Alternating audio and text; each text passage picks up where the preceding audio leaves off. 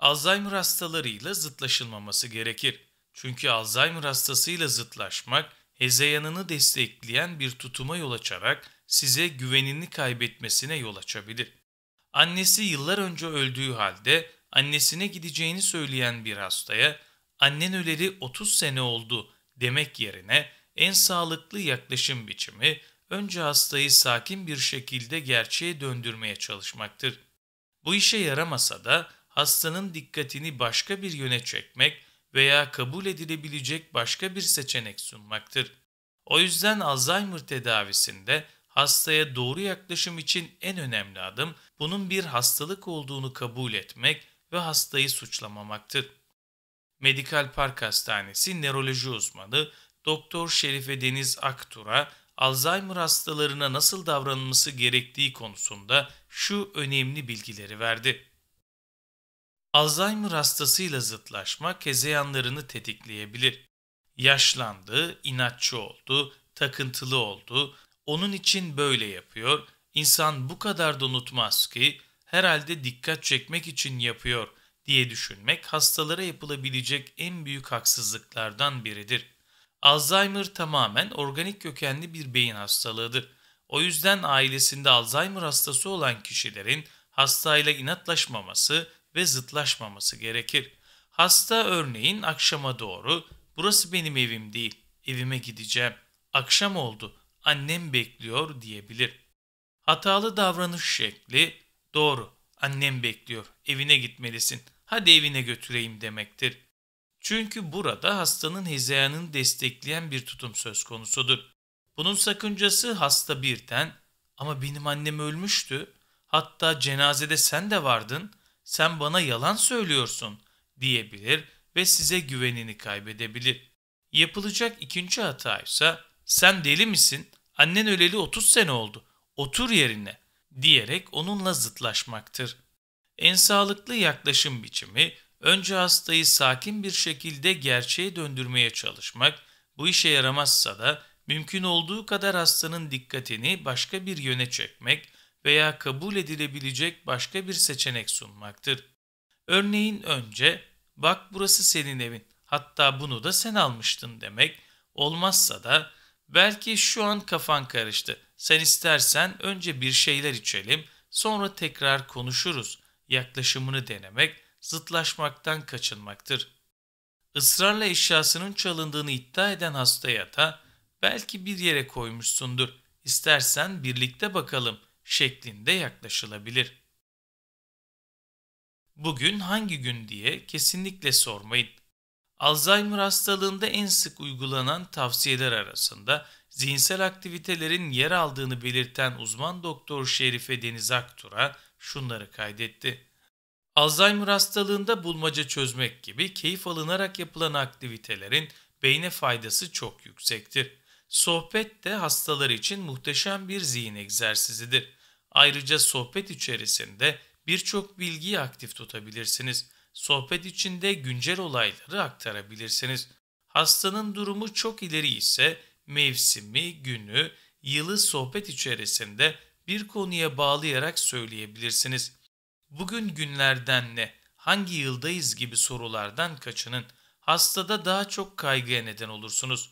Onun yerine "aa bak çarşamba da ne çabuk geldi.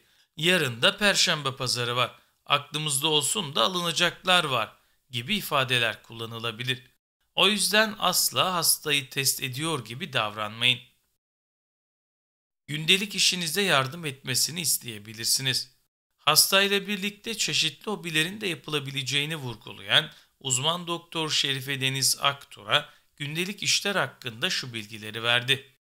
"Ancak bunu yine aynı yöntemle yapın. Anneciğim, babacığım, arkadaşlarım boyama yapmaya başlamış. Çok iyi geliyormuş ve stresi alıyormuş. Ben başladım. Bana eşlik eder misiniz? Çok eğlenceli olur" diyebilirsiniz.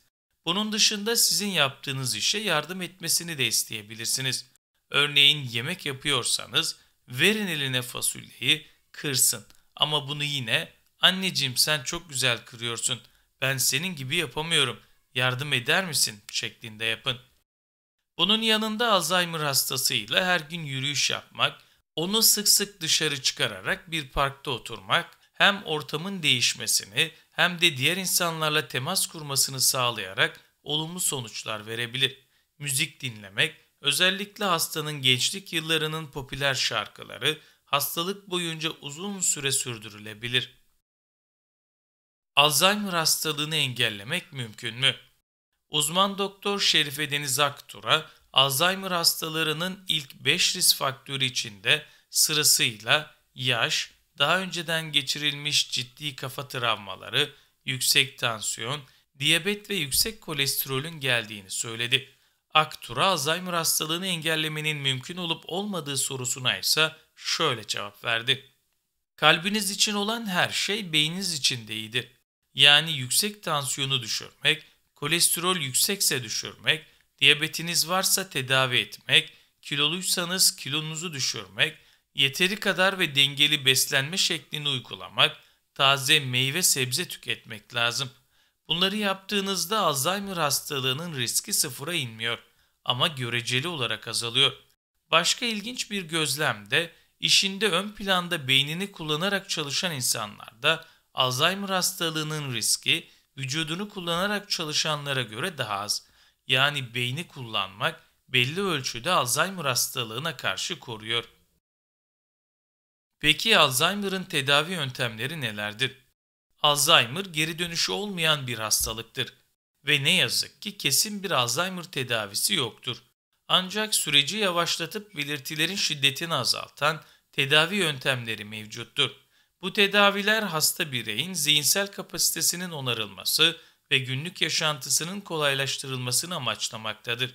Tüm bunlar için de erken teşhisin önemi çok büyüktür. Hastalığı meydana getiren bazı teorilere ilişkin çeşitli Alzheimer ilaçları geliştirilmiştir. Alzheimer sebebiyle meydana gelen beyin dokusu tahribatlarında öğrenmeden sorumlu asetilkolin maddesi azalırken glutamat olarak da isimlendirilen bir maddenin de yüksekliği gözlenmektedir. Var olan Alzheimer ilaçları asetilkolini artırmaya çalışıp glutamatı azaltmayı hedeflemektedir. Alzheimer hastalarının tekrar sağlığına kavuşabilmesi için uygulanan yeni tedavi yöntemlerine ilişkin araştırmalarda özellikle beyin ve sinir hücrelerinin fonksiyonlarına zarar veren bir takım proteinlerin oluşumunu ve hücrelere çökmesini engellemeyi amaçlayan ilaçların bulunmasına yönelik çalışmalar yapılmaktadır. Alzheimer hastalığı tanısı nasıl konur? Hastalığın tanısını erken evrede koymak güçtür. Belirtiler gündelik unutkanlıklar ya da depresyon ile karıştırılabilir. Ancak hastaları yakından tanıyan kişilerin hastaların davranışlarında gözlemlediği anormallikler teşhiste önemli rol oynamaktadır. Erken teşhis hastalığın ilerlemesini yavaşlatmak için önemlidir. Bu sebeple yaşlı nüfusun, özellikle de risk faktörlerinden birden fazlasına sahip olan yaşlıların yakından takibi gerekmektedir. Hastalığın şüphesinde psikiyatri, sosyal hizmetler ve hasta yakınlarının işbirliği önemlidir.